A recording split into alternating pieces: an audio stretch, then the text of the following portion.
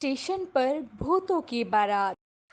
कुंदनपुर नामक गांव में प्रेम विवाह मानो एक अभिशाप था। क्योंकि जो भी जोड़ा इस गांव में प्रेम विवाह करता तो पूरा गांव उस जोड़े को दंडित करने के बाद उनका बहिष्कार कर देता और इस तरह अपने गांव से निकाले जाने के बाद उस गांव से जुड़े 7 गांव में भी उनको आश्रय नहीं लेने देते थे। वहीं दूसरी ओर एक और समस्या ये थी कि यहाँ से कुछ दूरी पर एक बहुत पुराना रेलवे स्टेशन था, जहाँ हर समय लोगों का आना जाना ही लगा रहता था। लेकिन जैसे ही अमावस्या का दिन आता, उस रात गांव का कोई भी व्यक्ति उस रेलवे स्टेशन के इर्द गिर्द भी नहीं भटकता था, मानो वो कोई शमशान हो। उस स्टेशन पर एक भूतिया बारातियों की टोली का साया था, जो हर अमावस्या के दिन नई नवेली दुल्हन का शिकार करने के लिए निकलती थी। और आज भी अमावस्या थी, जिस कारण गांव के लोग डरे से सहमे हुए थे। आज अमावस्या की वो काली रात है बेटी। अगर आज की रात तू बच गई तो तेरा विवाह मैं शीघ्र से शीघ्र ही करवा दूंगा। हाँ पिताजी, मुझे आज बहुत डर लग रहा है। पता नहीं क्यों आज ऐसा लग रहा है जैसे मैं आप दोनों से दूर होने वाली हूँ। बेटी शुभ शुभ बोल, ऐसा सोच के जो भी हो बस अच्छा ही हो। आज की रात बस कैसे भी कट जाए। हाँ कैकई, तुम सही कह रही हो। आज कैसे भी हमें अपनी बेटी को उस भूतिया बारात से बचाना ही होगा। तभी नरेश का पूरा परिवार ये बोल रहा था कि तभी गांव का एक सदस्य जोर जोर से ढिंडोरा पीट पीट कर गांव वालों को आगाह करते हुए बता रहा था। सुनो सुनो सुनो गांव वालों, वो भूतिया बारात उस रेलवे स्टेशन से अपनी टोली लेकर निकल चुकी है। सभी अपने अपने घरों में छिप जाओ, कोई भी बाहर ना निकले। इस तरह से वो आदमी पूरे गांव में चिल्ला चिल्ला कर इस सूचना को पूरे गांव में फैला देता है। वहीं दूसरी तरफ वो भूतिया बारात गांव की तरफ अग्रसर हो रही थी। चलो मेरे बारातियों, दुल्हन को लेकर आते हैं। वो दुल्हन मेरा इंतजार कर रही होगी। इस तरह वो भूतिया बारात गांव में आ जाती है। नरेश के घर के पास आकर कहती है, नरेश, अरे ओ नरेश, भेज अपनी बेटी को, उसका दूल्हा उसे लेने आया है। कहाँ छुपा रखा है अपनी बेटी को? भेज दे, वरना मैं दरवाजा तोड़कर अंदर आ जाऊंगा। उस भूतिया दूल्हे के बार बार कहने के बावजूद भी नरेश अपने घर का दरवाजा नहीं खोलता, जिसके बाद वो भूतिया दूल्हा दरवाजा तोड़कर नगमा को अपने साथ लेकर चला जाता है और उसके घर वाले रोते हुए बस अपनी बेटी को ऐसे जाते हुए देखते रह जाते हैं। साथ ही गांव का कोई भी व्यक्ति उसकी मदद करने नहीं आता। बचा लो मेरी बेटी को, वो भूतिया दूल्हा उसे अपने साथ ले जा रहा है। बचा लो, बचा लो। इस तरह वो पूरा परिवार रोता रहता है। लेकिन ये कोई पहली बार की बात नहीं थी, क्योंकि जब भी इस गांव में किसी लड़की की शादी होने वाली होती तो वो भूतिया बारातियों की टोली अपनी बारात के साथ आकर दुल्हन को अपने साथ लेकर चली जाती और अगर उनके बीच में कोई भी आता तो वो उसे भी जान से मारकर अपनी भूतिया टोली में शामिल कर लेते। लेकिन यहाँ सवाल ये था कि आखिर ये भूतिया बारात कौन है और क्या है गांव के इस रेलवे स्टेशन का रहस्य, जहां वो उन सभी दुल्हनों को लाया करते थे। इन्हीं रहस्यों को जानने के लिए हमें कहानी में थोड़ा आगे बढ़ना होगा।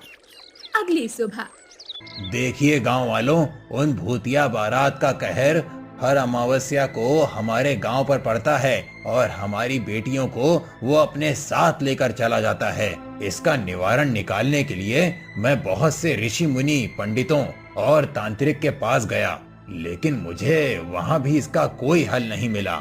उन्होंने बताया कि ये भूत अकाल मृत्यु से मरी हुई आत्माएं हैं, जिनका निवारण कर पाना बहुत ही मुश्किल होता है। अरे तो मुखिया जी, इन भूतों से छुटकारा पाने का हल क्या है? अरे कैसे हम इन आत्माओं से छुटकारा पा सकते हैं? कोई तो हल जरूर होगा ना? हाँ, एक उपाय है।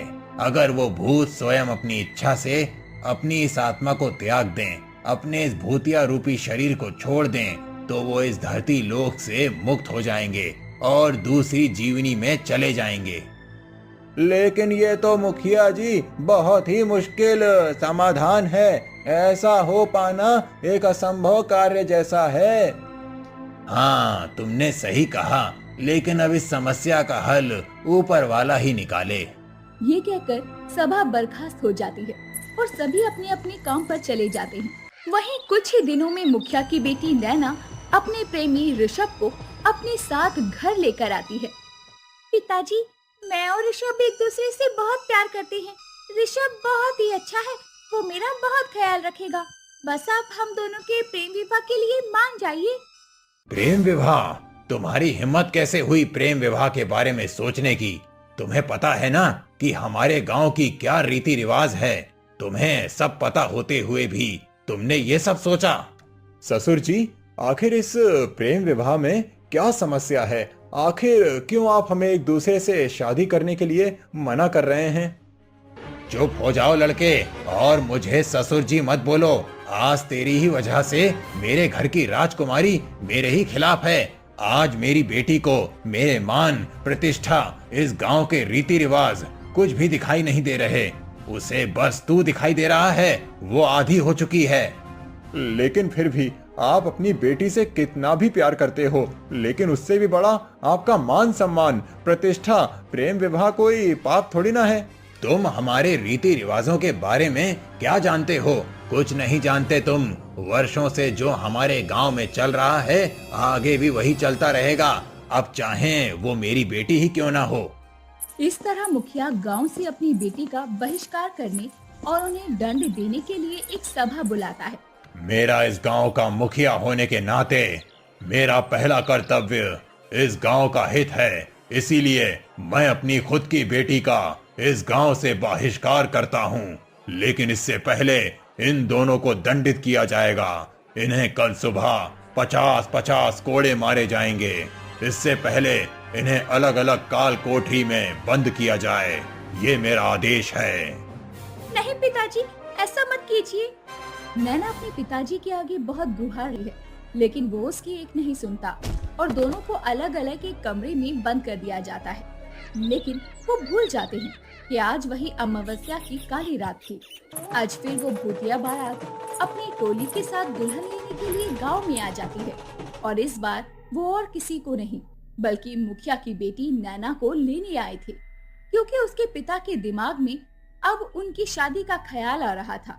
वो भूतिया बारात गांव में आती है और नैना को वो अपने साथ लेकर उस भूतिया रेलवे स्टेशन के अंदर चले जाते हैं। इसके बाद मुखिया ऋषभ को बुलाता है। बेटा, नैना को वो भूत अपने साथ उठाकर ले गए। उसकी जान बचा लो, क्योंकि गांव के किसी भी व्यक्ति में इतना साहस नहीं कि वो उन भूतों का सामना कर सके। लेकिन मुझे तुम पर विश्वास है कि तुम उसे बचाकर ले आओगे। मैं तुम्हारे प्रेम विवाह को स्वीकार करता हूँ। ठीक है, मैं नैना को अपने साथ ही लेकर आऊंगा, या फिर मैं भी मौत की गोद में सो जाऊंगा। ये कहते हुए ऋषभ भी वहाँ से चला जाता है और चलते चलते वो उस भूतिया रेलवे स्टेशन के अंदर पहुँच जाता है, जहाँ चारों तरफ सन्नाटा सा पसरा हुआ था।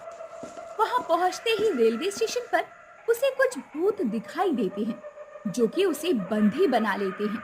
कौन हो तुम और क्यों आए हो यहाँ? भूत जी, मैं अपनी नैना को लेने आया हूँ। हम एक दूसरे से बहुत प्यार करते हैं। हम एक दूसरे के बिना नहीं रह सकते। हमने आज ही नैना के पिता यानी मुखिया जी से अपने प्रेम विवाह का प्रस्ताव सामने रखा था। प्रेम विवाह और कुंदनपुर गांव में ऐसे कैसे संभव है? इसी प्रेम विवाह का दंड ही तो हमें दिया गया था, जिसके कारण आज हम भूत बने हुए हैं। आखिर हुआ क्या था आपके साथ? बताइए, क्या हुआ था? बताता हूँ, मैं सब बताता हूँ। आज से 15 साल पहले की बात है। मैं और शीतल। मुखिया जी, हम यहाँ से बहुत दूर चले जाएंगे। हमने प्रेम किया है, कोई गुनाह नहीं किया। हाँ मुखिया जी, अगर हमने आपके रीति रिवाज का अपमान किया है तो हमें माफ कर दीजिए। हम यहाँ से बहुत दूर चले जाएंगे। नहीं, इस गांव में प्रेम विवाह का दंड सिर्फ मौत है। आज से पहले जिसने भी प्रेम विवाह किया है या करने की सोची, उसका हल सिर्फ उसकी मृत्यु है। ये कहकर वो मुखिया किशन और शीतल को जान से मरवा देता है और किसी को कुछ पता न चले, इसीलिए वो उनकी लाशों को रेलवे स्टेशन की पटरी पर फेंक देता है, जिससे लोगों को यही लगे कि उन दोनों ने डर के मारे आत्महत्या कर ली है। ये थी हमारे जीवन की कहानी, और इसीलिए जब भी इस गांव में कोई बिना प्रेम विवाह के शादी करता है तो उसकी दुल्हन को मैं अपने यहाँ ले आता हूँ। लेकिन तुम पहले ऐसे शख्स हो जो तुम मेरे सामने आए और अपनी प्रेमिका की जान की गुहार लगाई। ले जाओ इसे अपने साथ। लेकिन मैं चाहता हूँ कि आप सब अब यहाँ से मुक्त हो जाएं। मुझे अपनी मुक्ति का रास्ता बताइए, मैं वो जरूर करूँगा। ठीक है, मैं यहाँ से हमेशा के लिए चला जाऊंगा और मुखिया को भी माफ कर दूंगा, लेकिन इस गांव में प्रेम विवाह पर से प्रतिबंध हटाना पड़ेगा। उसके बाद ही हम सब मुक्त हो जाएंगे। तो ठीक है, मैं भी आपसे वादा करता हूँ कि इस गांव से प्रेम विवाह पर से प्रतिबंध हटवा दूंगा, और आप भी मेरे से वादा कीजिए कि आप भी यहाँ से चले जाएंगे। ठीक है। इसके बाद ऋषभ नैना को अपने साथ लेकर चला जाता है और गांव में दुल्हनों के उठाए जाने के पीछे का कारण भी बताता है, जिसके बाद मुखिया ना चाहते हुए भी प्रेम विवाह से प्रतिबंध हटा देता है और तब से गांव में कोई भी प्रेम विवाह कर सकता था। इस तरह वो भूतिया बारातियों की टोली भी मुक्त हो जाती है।